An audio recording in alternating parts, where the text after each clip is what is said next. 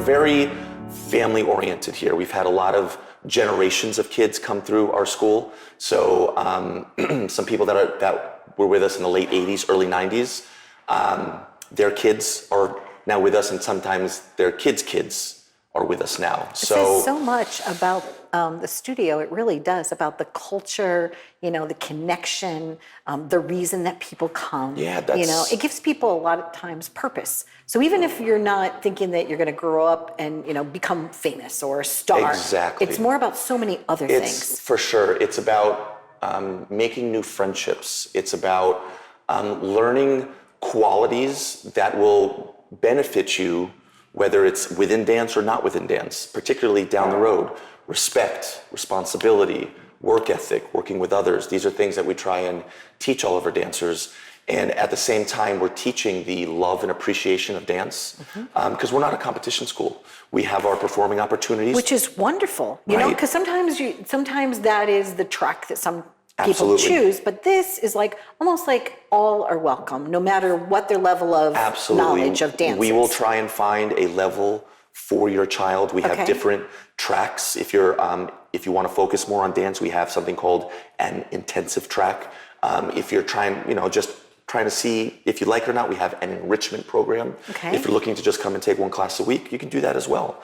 But it's the love of the dance that we really try and teach our students to have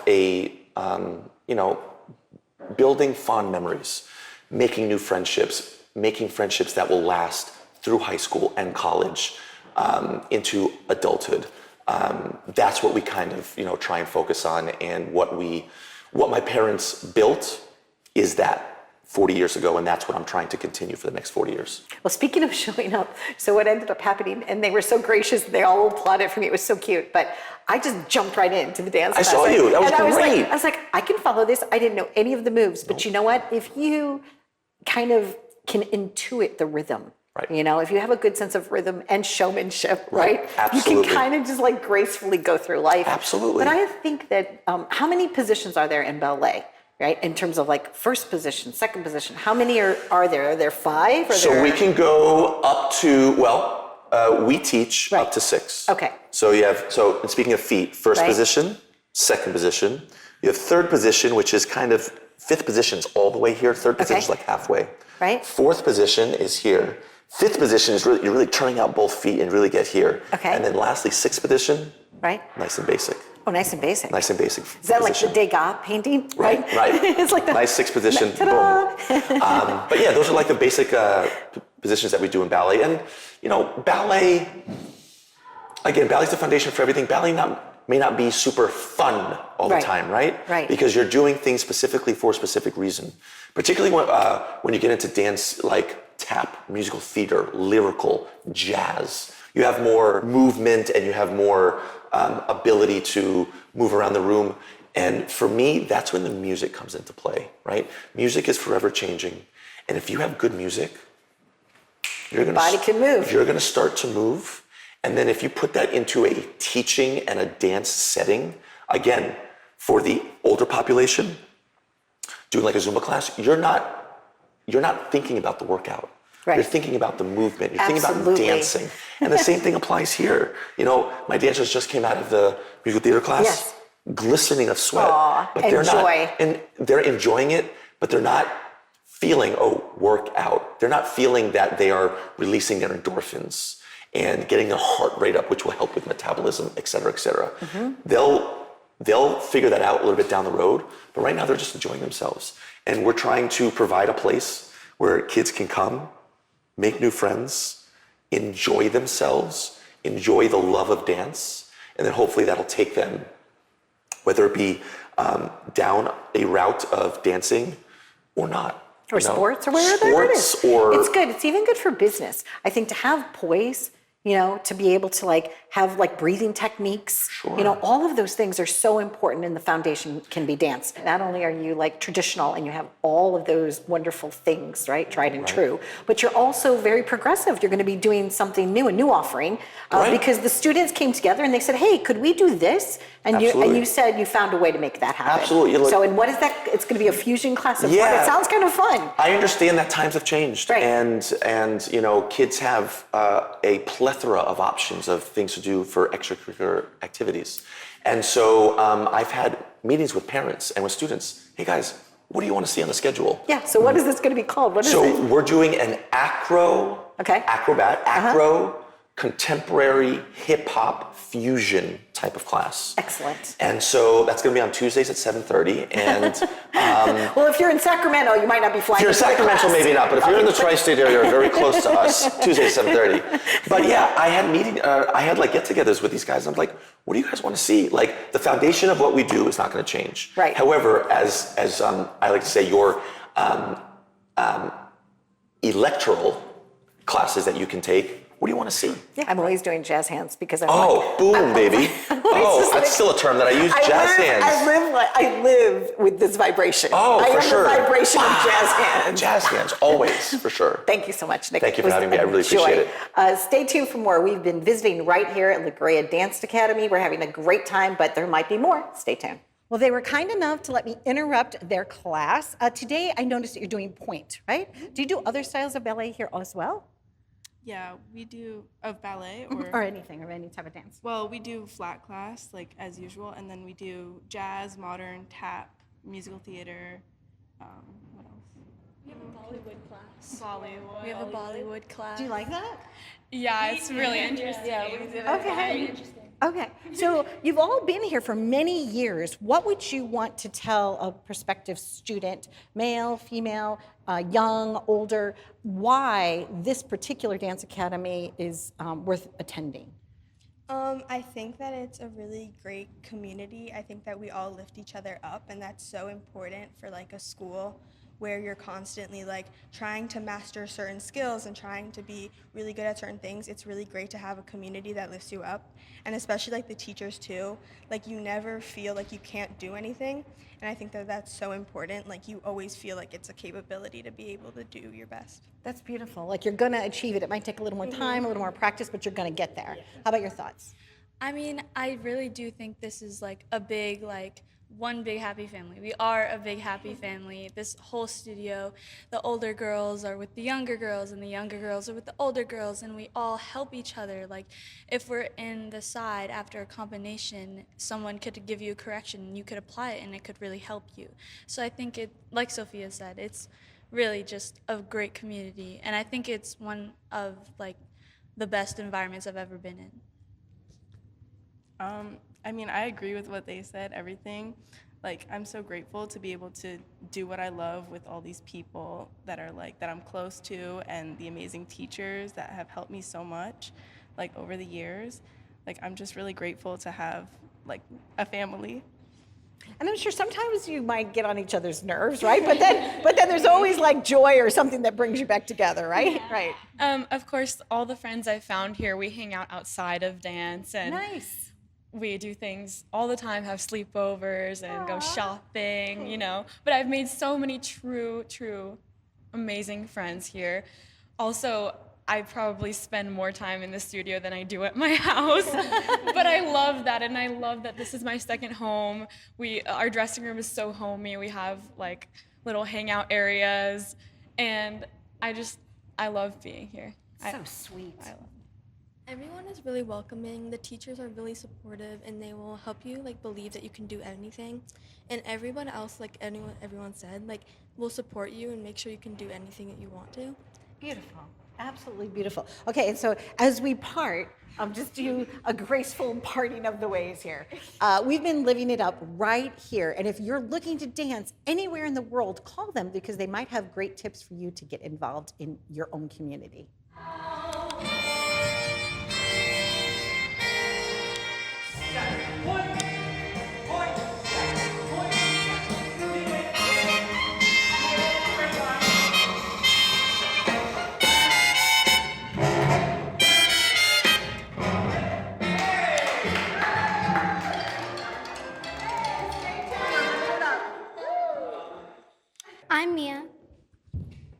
Charlotte. I'm Sienna. I'm Alexia. I'm Elena. I'm Ava. I'm Emily. I'm Julia. I'm Adriana. And I'm Josh. And I'm Donna. And everyone, let's dance.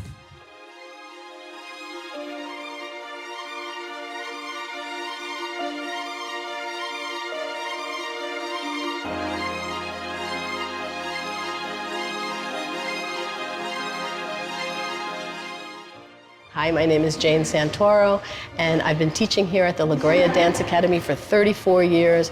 It's a wonderful school, it's a very family-run place, and a great technique for the students, and also just from beginner through advanced levels. I just feel like everyone here is like a big community, and we're all like a family. We're all like hanging out in the dressing room, and it's just really fun to be with like my friends. This is such a lovely studio. I started here last fall, immediately noticed the sense of community and connection that everyone has here. It's also just like a huge staple and institution that's been around for longer than I've been alive. And it's an honor to be a part of.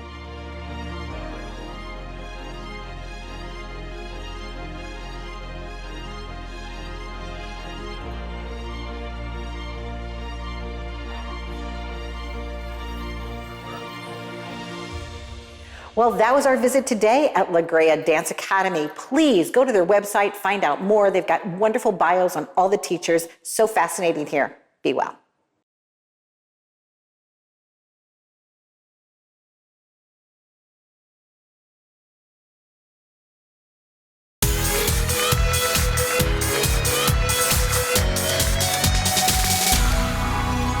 I am immensely joyful about this next segment. I've been wanting to meet them for months, and they are here today. We have Ric and Leslie, and they are with Kokora. So outstandingly happy about this segment, and I think that you will be as well. So welcome to the show. Thank you. Thank you, You're Donna. here. Thank We're you. here. We are here. Oh my gosh. So you've been traveling quite a lot. A lot of people have wanted to hear about your products and your supplements and the things that you have going on. Ric, what made you decide to be the founder of this company? What started this journey for you? It's a great question because, it's all about regenerative these days. Everybody wants to know how to make their life regenerative and how to build a regenerative life. And, for me, it all starts with the soil. Okay. From soil to seed to self to sustainability, we have a responsibility to maintain the integrity of where our food comes from and how it's grown. And with regenerative farming, we can build up the nutrient density so that when we consume foods and herbs that are grown regeneratively, we consume them with more nutrients and with more, in the case of herbs, more phytochemicals. Wonderful. Now, did either of you grow up in a farming community? Did you grow up in rural America? Where did you grow up, either of you? I grew up in San Diego with an Italian family growing gardens, but Ric is the expert on that. Yeah. Well, I actually grew up in an Italian family in Massachusetts, gardening with my grandmother, but I started Gaia Herbs long ago, about 30 years ago, and one of the first things I did was start an organic medicinal farm. Beautiful. So this organic farm, right? So it just starts, like you said, from all of the soil and the nutrients and all of that in the soil. The soil is what brings up, you said not just organic, but regenerative organic. Exactly. So can you help the audience understand that a little bit more? Yeah. Okay. Yeah, so, the real trick of regenerative farming is no-till. Okay. No plowing. Okay. And we need to keep a carpet of green over the soil. And the reason for that is we want to sequester all the carbon in the atmosphere. And so the plants are sequestering carbon all the time, so long as we have plants on the soil. You'll see in commercial farming a lot of barren soils from monocropping, corn and soil and soy. And so, after these crops are harvested, you don't have anything covering the soil. So the soil dies. The microbiome of the soil is actually dying.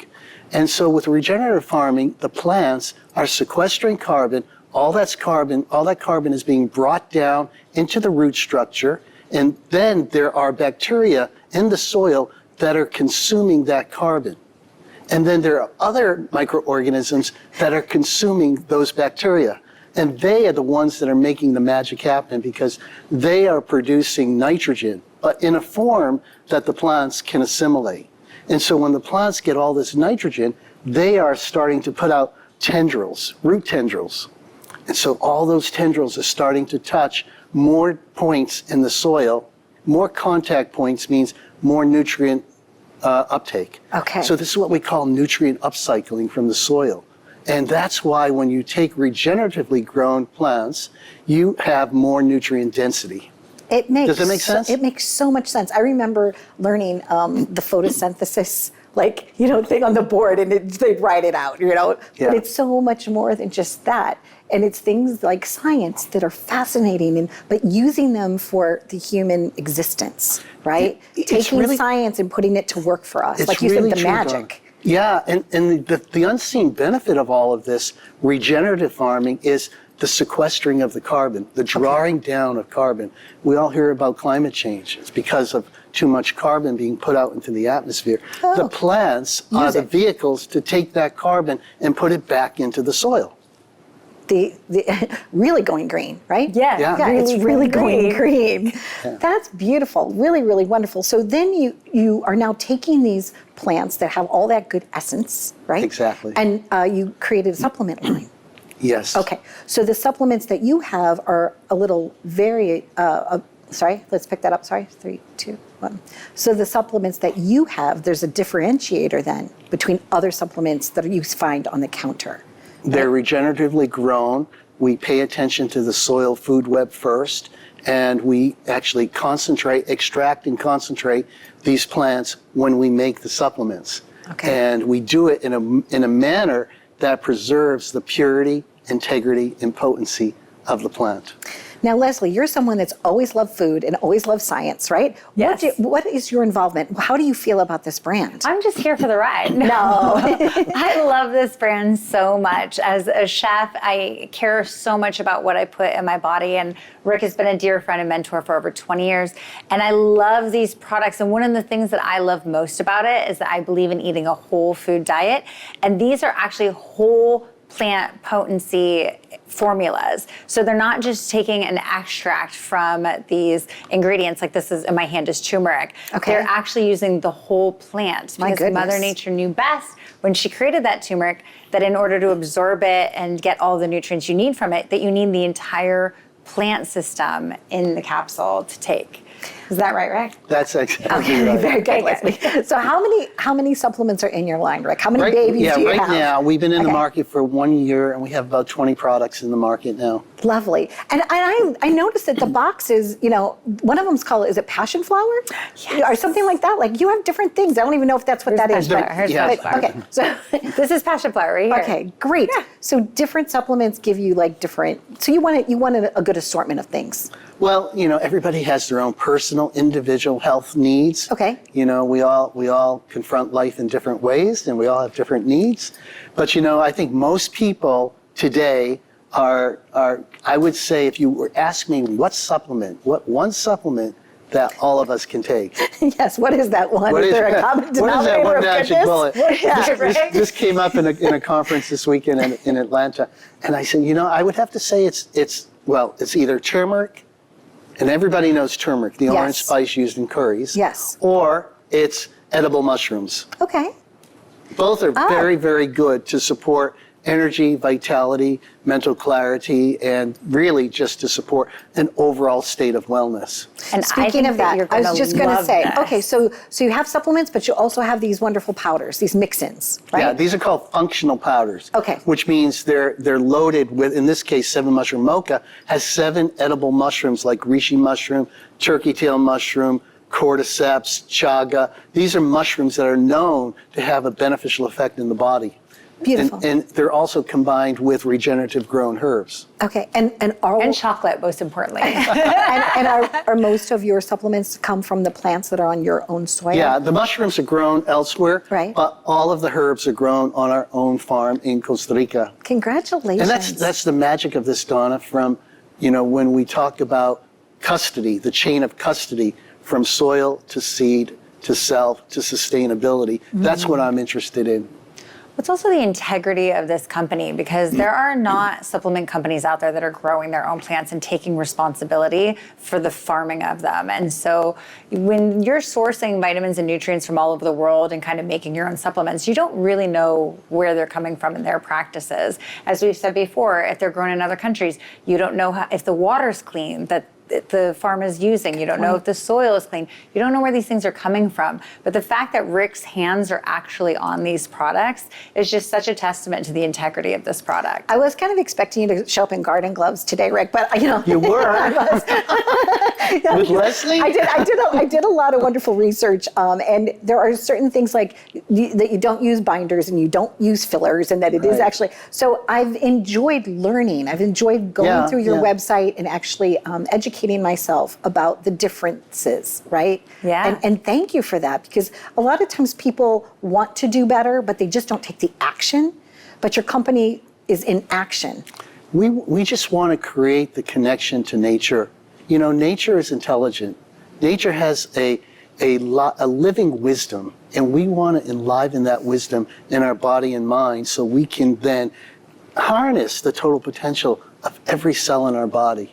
Well, it seems like it's very therapeutic and something that on my own journey, I would like to absolutely try. So we're going to break for lunch. Would you be willing to make me a cup of that? Oh my gosh, of course. All right, let's go try the mocha, because I'm totally into both mushrooms and mocha. So, all right, let's go. You're gonna love it. Thank you. Karsten, can you turn on the lights? All right, great. We'll be right back. And we're off to the kitchen. Yay!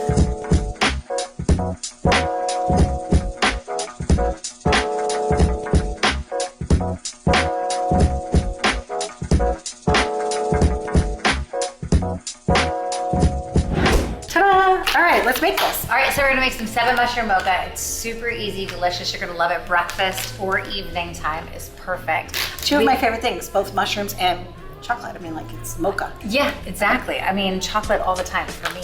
Okay. We've got 3 glasses of warmed almond milk that we've already set up. And we're just gonna put a little bit of our 7 mushroom mocha in each glass. Oh, it smells good from the moment you open the package. I know, doesn't it? Wow. That is because it's whole plant potency. This is Okay. a very potent product. And that means you're actually gonna feel a difference when you take it. Okay. So this product doesn't have any sweeteners in it at all. So we leave it to you to sweeten it with your favorite sweeteners, and one of mine is definitely maple syrup. So we're gonna do a little bit of pure maple syrup, organic maple syrup in our glasses. And that's just gonna take a little bit of the mushroom edge off. And we're gonna give it a stir. Okay. And you can start with our tablespoon. You wanna start? Great, yeah, I'll You start. stir, or you can use a frother. Okay. If you like being a little fancier. Lovely. Getting a little froth on your glass. This is really gonna help your mental clarity and your energy levels throughout the day. And this is a wonderful product from Kokora, right? Yes, all regeneratively grown. Can I have a cup as well? Oh, Hey, look who's here, Ric. Thank Absolutely. you. You made a cup for I did, me. and I frothed it for you. Amazing. My first time frothing. Nice. Okay. Cheers. So cheers. And to you as well. Yay.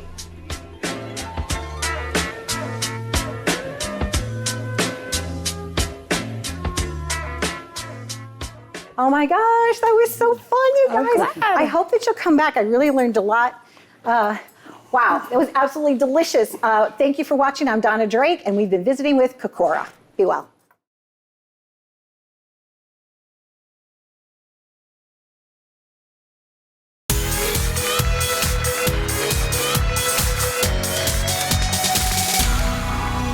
Joining us now is Doug Chesney, and he is with Historia. Welcome to the show, Doug. Thanks so much, Donna. I appreciate you having me. Pleasure to have you here. You started a company called Historia. What is Historia? Thanks for asking the question, Donna. Historia is a brand, a community, and a movement that is focused on inspiring people to become lifelong learners and inspire gratitude in everyone. So we started with shophistoria.com, which is an online marketplace that offers made in America home goods that have historic soul to them. One of the things we talked about when we were on the phone is like cast iron skillet, right? So what type of products are you offering? There's a whole variety of home goods products, from face and body to furniture to kitchen and cookware, like you mentioned, but a wide array of home goods products.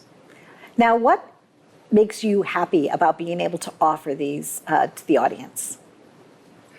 Well, this is the best part about Historia, is that when you shop Historia, you are really supporting American families and their craftsmanship, and you're preserving our heritage. And that's just so meaningful, because I grew up loving the United States since I was a little boy, and history as well. And so I wanted to combine those two passions in order to build Historia. So we want to bring meaning, purpose, and joy back into homes, because there's nothing really more meaningful when you're shopping than having a connection with the product that you're going to purchase. And it's created by a fellow American, and you're supporting them and their families.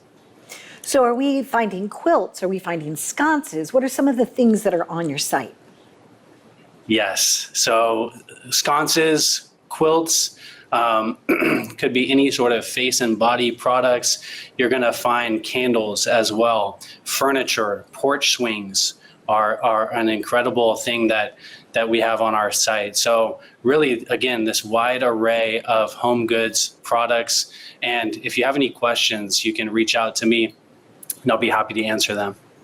So if somebody is a manufacturer or an artisan, are they also able to add their product to your offerings? Can they apply to try to get you to distribute their work? Yes, they can. And they have to join Shopify Collective in order for me to accept them as a vendor. So you can reach out to me through Shopify. You can also reach out on if you email hello@shophistoria.com. We'll also be able to have a discussion there about bringing products, your products onto our site. And holiday shopping, I think, is just right around the corner, right? So it's American made. It's one site. They just go to Historia. They're able to find the products that they want, and you take care of all of the curation and collaboration from there. That's exactly right. You can go to shophistoria.com, find all the products there. And we're really excited about the holiday season. We've already seen sales ramp up, and we're just really excited. You can find any sort of home goods products, bring into your home, give gifts to your family, 100% American made. I love that. It was a joy to speak with you. I know you're in Cincinnati, and I want to come to Blink sometime. I don't know if is it every year that they have Blink, which is where they light up the whole entire city? It is every year. So every year in October. So you can come out next month if you want to. It's a little short notice, Donna, but come out anytime. We'd be happy to host you in Cincinnati. Thank you. And congratulations to you, to your team, to your family for creating this opportunity for people to be able to shop and know that things are well made, and that they have an artistic bent to it, and that they could feel good about it. And they could learn a little bit about history as well. Thank you so much, Doug. Thank you very much, Donna. I appreciate it. Okay. Happy journeys. Bye, my friend. Great. Thanks. Bye-bye.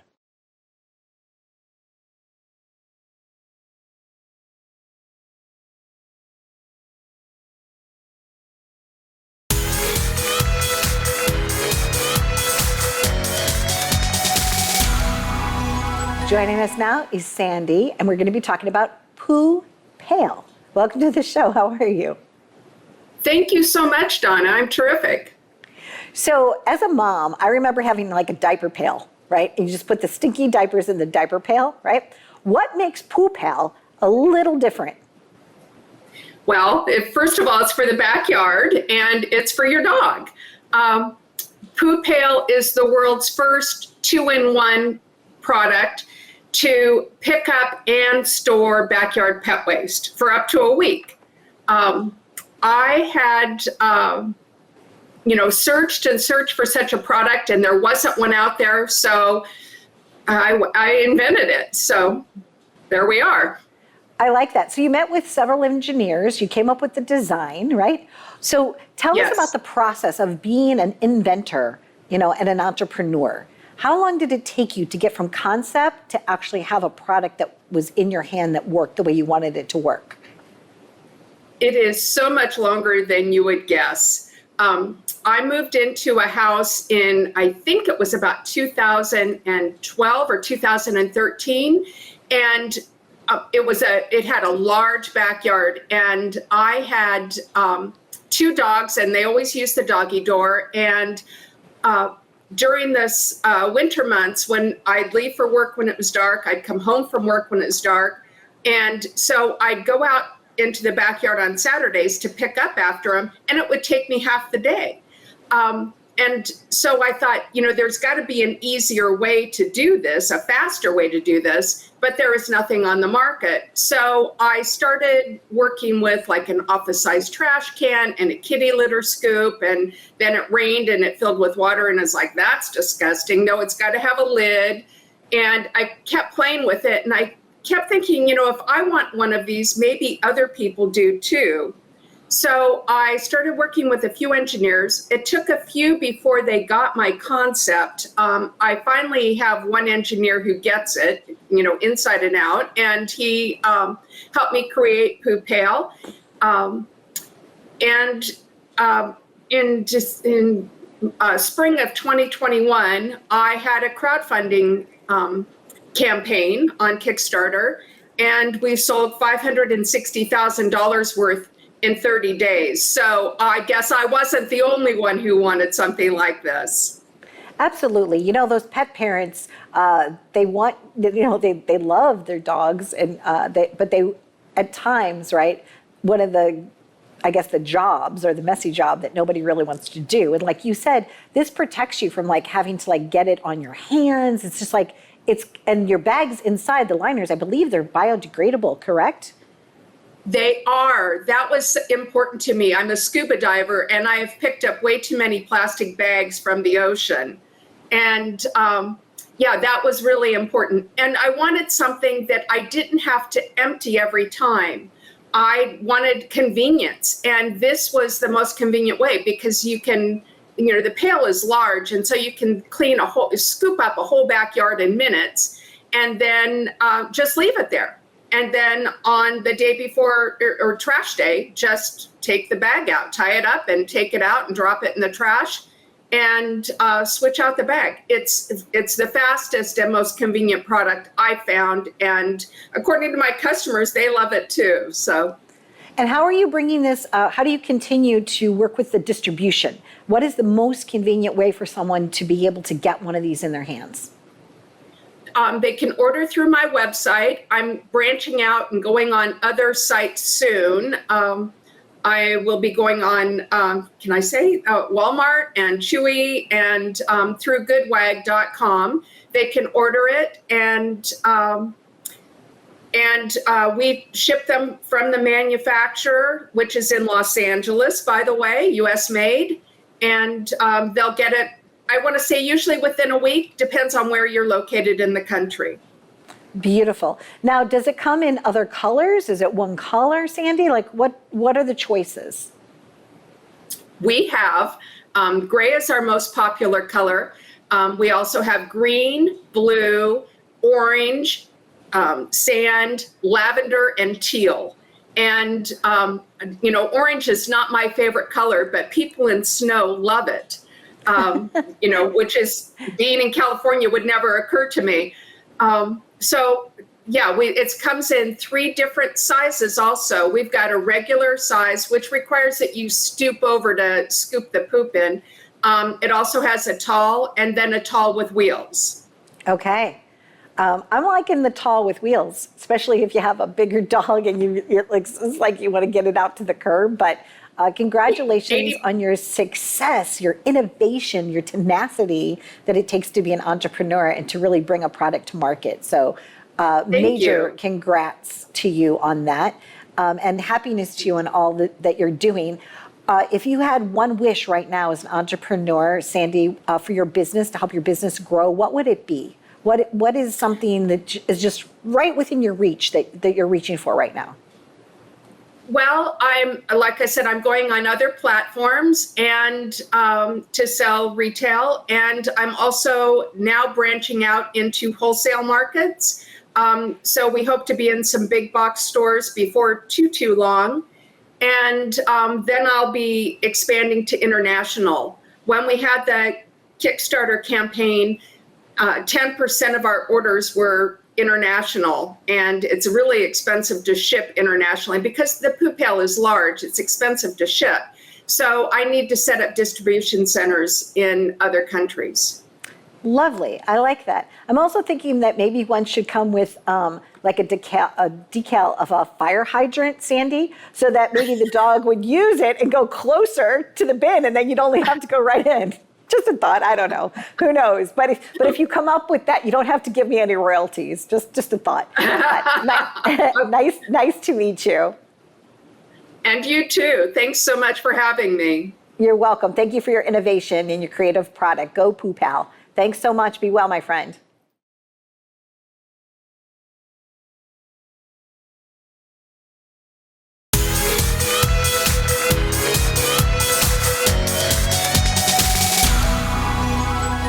Tonight is the world premiere of Everything's Going to Be Great. Stay tuned for the stars. So can you tell us about your own character and the development for this important film?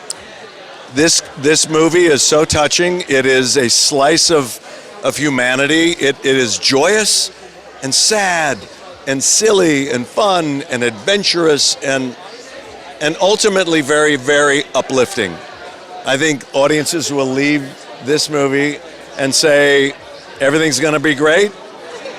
Well, if it's not great, everything's going to be good.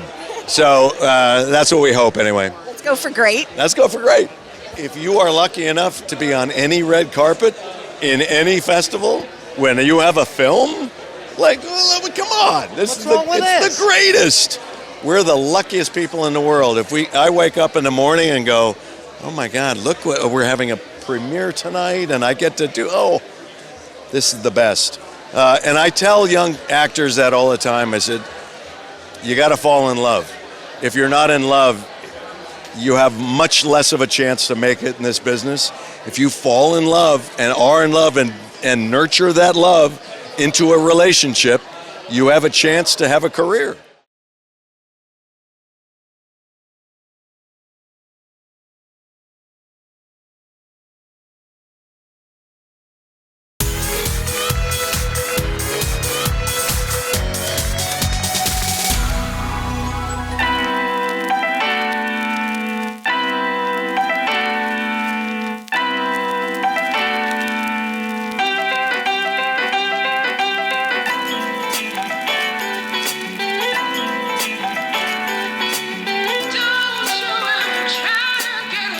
We are here with Ignacio Blanco in Ibiza Kitchen in Chappaqua, New York. It's so exquisite to be here. I'm so thrilled to be here.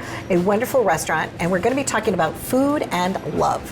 So welcome to, I was going to say welcome to the show, but I should say I'm happy to be here at your restaurant. It's a pleasure, thank you. Yes. So what made you decide to get into the food industry? You know, I love food. Okay. My father was a great, great cook. My mother too, and And when I started working in the restaurant, I say, maybe I work for a few months, and I never left. And you've never left? This is like an addition, you know? Wonderful. You've had other restaurants in different locations, but now you've been here in Chappaqua, New York, yes. Right? What's magical about this restaurant? What is it that makes this the destination that it is? We are very unique from everybody else around, so that's, people that they look for something unique, different, that's the place. This is the place to be. You want to have the same food as everybody else, you don't have to, you don't need to come here. But if you want to have something different, that's the... Now, you have a couple of dishes, but I heard that you have like 10 things that you're going to be serving us throughout the night. Oh, yeah. Okay, so what are we starting with? I think this is blue crab, right? That's a Maryland blue crab with white gazpacho. White gazpacho is made with almonds, olive oil, garlic, cucumber, and grape. Okay. And it's the original gazpacho because before the Spanish they came to this continent, it was not tomatoes in Spain, so almonds does it, Really? It was not tomatoes in Europe, so.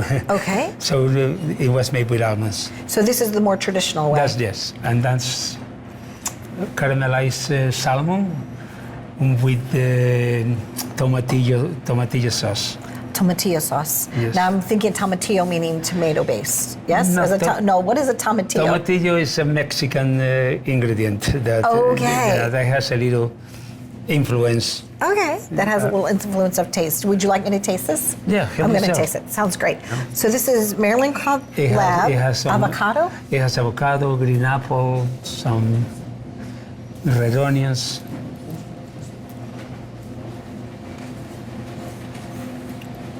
That's good? Yeah, good. It's very, very, very good. Owning a restaurant isn't easy, right? Because you've had restaurants and different things happen. What is the one thing that you still absolutely love, no matter what? Even if it's a rough day, what keeps you coming back? I don't know how to do nothing else. Okay, it's just your passion. You know, Yeah. That's that's what I like to do. So your menu also is seasonal. You have like some traditional favorites, but then you also kind of mix in a few specials. Yeah. In the summer it's a little lighter. In the winter it's more heavy. More earthy, more stews and. Oh really? Yeah. Okay. What is your favorite spice? What is is it bay leaf? What is it that you have to have? I love paprikas. Paprika? Especially smoked paprikas. I was going to say the salmon. Does that have a little bit of paprika in it? No. No paprika. This? No? No. Not yet. But I bring you something paprika's coming? I bring you something that has Paprika a few dishes that have paprika. Yeah. I'm excited. Stay tuned for more. There's more delicious food coming.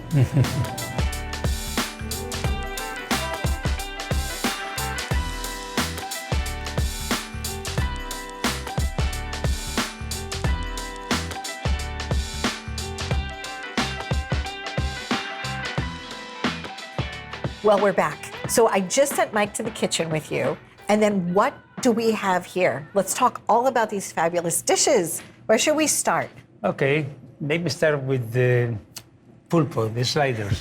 Okay, this is octopus, correct? It is the national dish of Galicia, but I make it a little different. I make a little more the same flavor, but with American touch. I make it into a slider with the tortilla cheese. That is a fresh cow cheese from Galicia, very smooth, and has a little paprika oil and olive oil.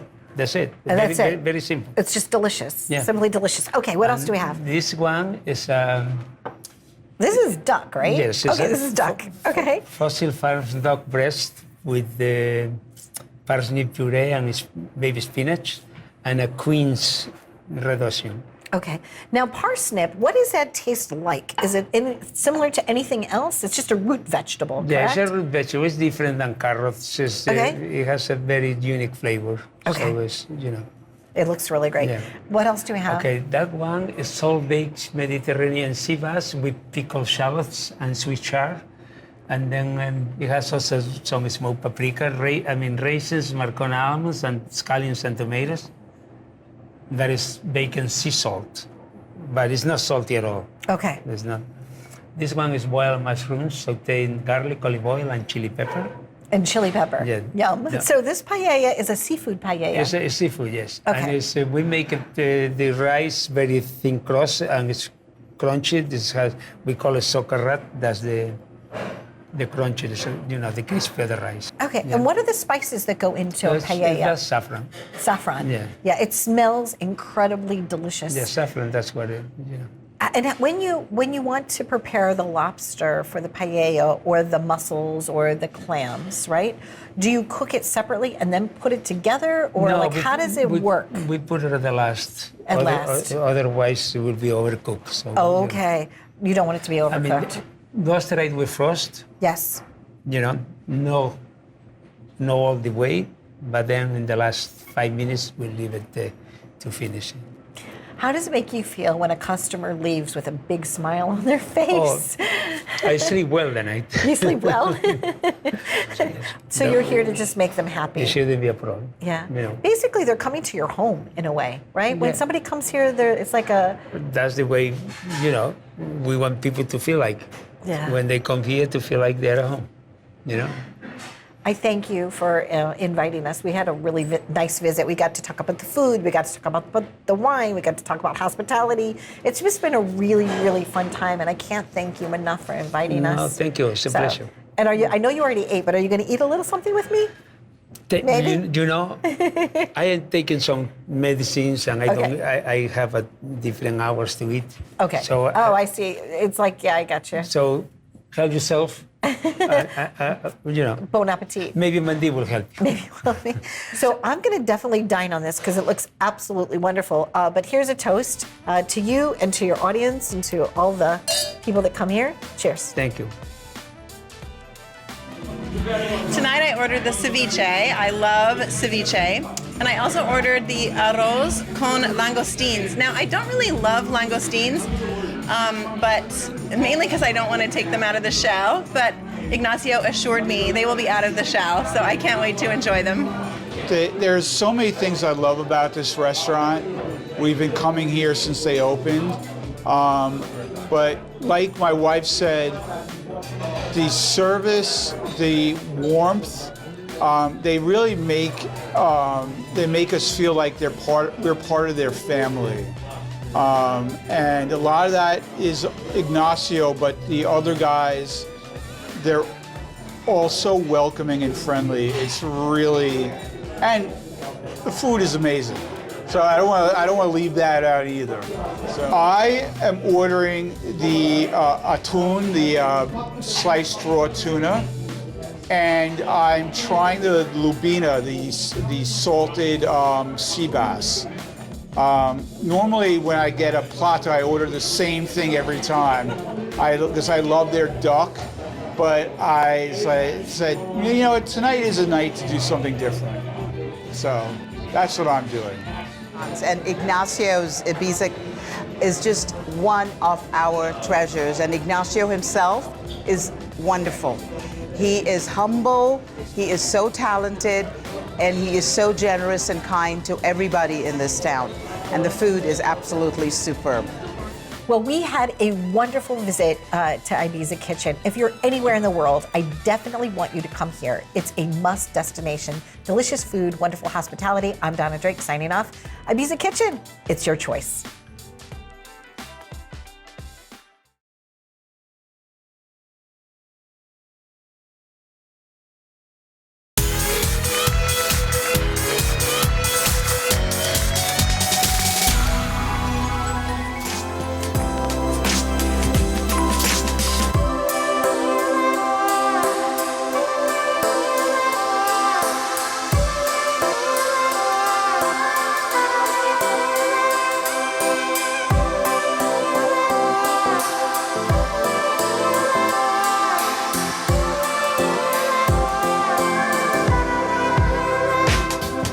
Today we are in Chappaqua and I'm with Sarah and we are at House of 29, so excited. And we're gonna just go shopping. And where are we gonna start? With great shoes. Here we go. Okay, so tell me why it's important to have a good pair of shoes that are stylish. Oh my goodness. For me, starting from my grandmother, she was always telling us the importance of having a good shoe, having something that's supportive, well-made, good quality. So in all the shoes that I purchase for the store, I look for all of those factors. So like this is an Italian brand, handmade in Italy, keeps you comfortable and supported throughout the day. But I always like to have like a little bit of a twist with something. So nothing I carry is basic, it's basic with a twist. So this is just a basic white sneaker, but then you have on one side the stripes over here, the glitter over here. Very nice. Now, if your glitter gets dirty, what do you do? Like just take a hairdryer and blow it off? That's a good question. How does one care for a good pair of shoes? So I would say, honestly, I mean, this one's distressed to begin with. Right. But I would say you can use something called a saddle soap, or like on the leather over here, or you could just use, you know, a delicate cloth to clean off the glitter, but do so like with care. Got it. Yeah. So we're just joking. We are going to be going shopping. It's not just all about the shoes, but that's where we're going to start because like Sarah said, a good foundation matters. So join us as we shop.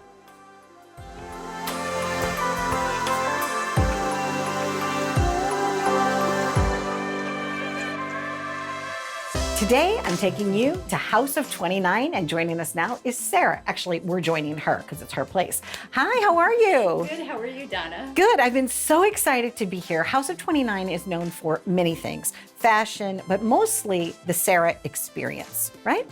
So I decided instead of just doing like having a visit and then we put like some pictures over it, I said, I want to know what the Sarah experience is. So will you take me on that. I am more than happy to take you on that. Okay, so you have the store now for 10 years. Congratulations. Thank you. And when somebody walks through the door, especially someone like me, I don't really have a great sense of fashion, okay? I don't know what looks good on me. I'm always asking for help, right? What is the first thing that you look at when you meet a new customer to decide, how you're going to style them? So honestly, when I look at a new customer, I just look at everything that you have on right now. Okay. I try to get a feel for your body shape, the style that you come in wearing. One of the things that we're known for here and part of the experience is taking a client out of their comfort zone, but just slowly but surely. Okay.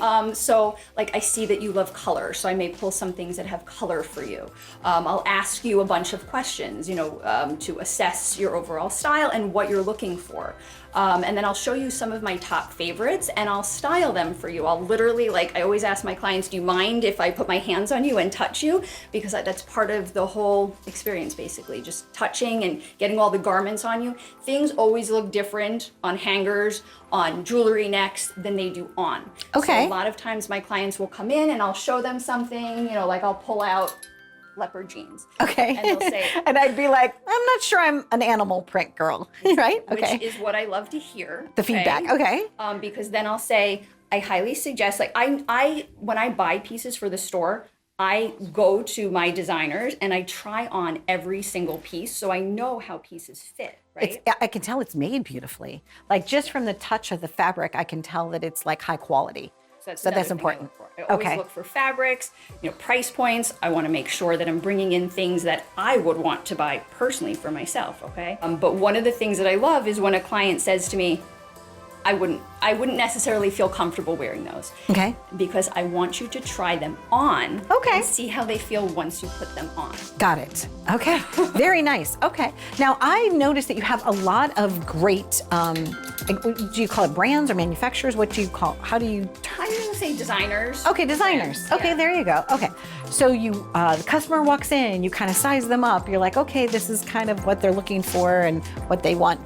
A lot of times do people come to you and they say, I don't know what looks good on me. Mm-hmm. Okay, because I'm definitely that person. So what should we try today? If you're looking at me, Sarah, give me the Sarah experience. What should we try? I'll keep the jeans on, but maybe just a shirt. So another thing that I always ask my clients is, what is your day-to-day like? Are you a stay-at-home mom or are you a professional? What do you do? I travel all over the world, mostly, talk to interesting people from all walks of life. Okay. So it's kind of an eclectic lifestyle. So I can go from jeans to black tie in 20 minutes. Okay. Because sometimes I need to. So that's perfect, because Okay. most of our pieces are day to night pieces. Okay. All right. So first, I'm going to start back here. Okay. Let's go. We're coming.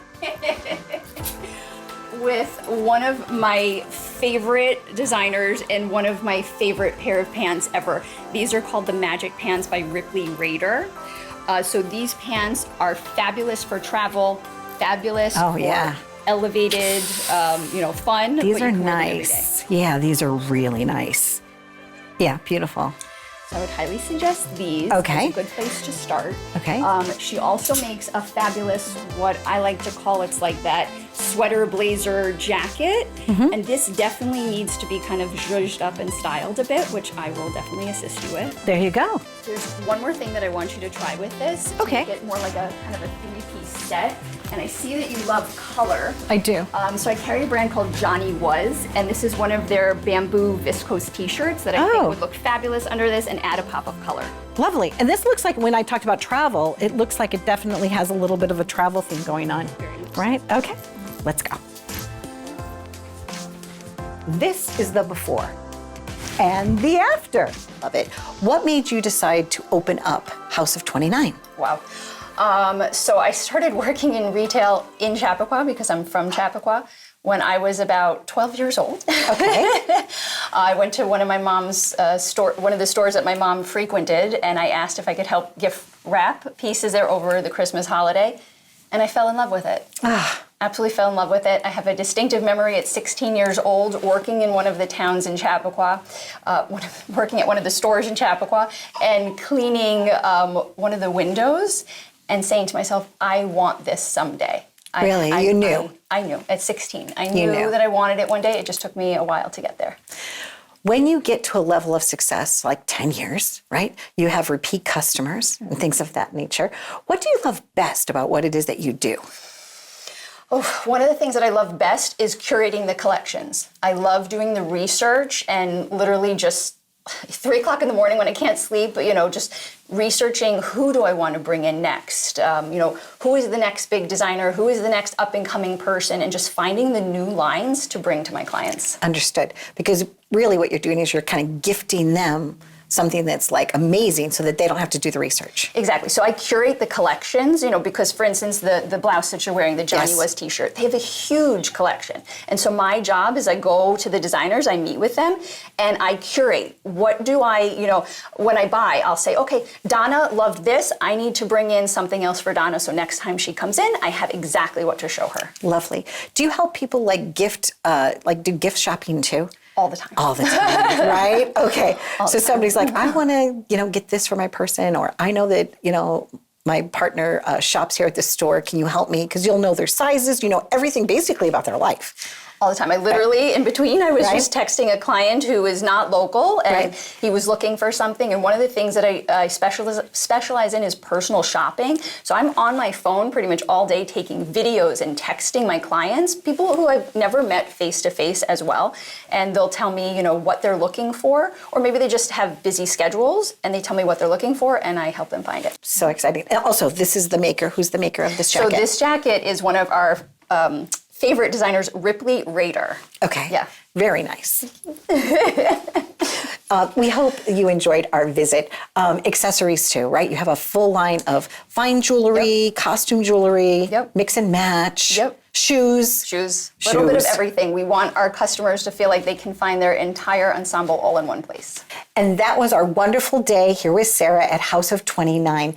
You can shop because they have an online web store as well from anywhere in the world. Thanks for watching.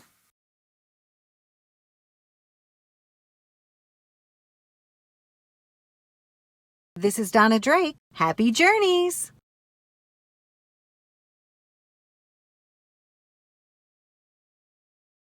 Take my hand, come with me, and we'll find better ways to be something much more.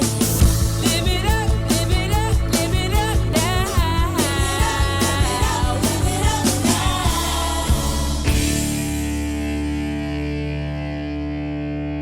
now. Thanks for watching Live It Up. You can visit us at liveituptvshow.com.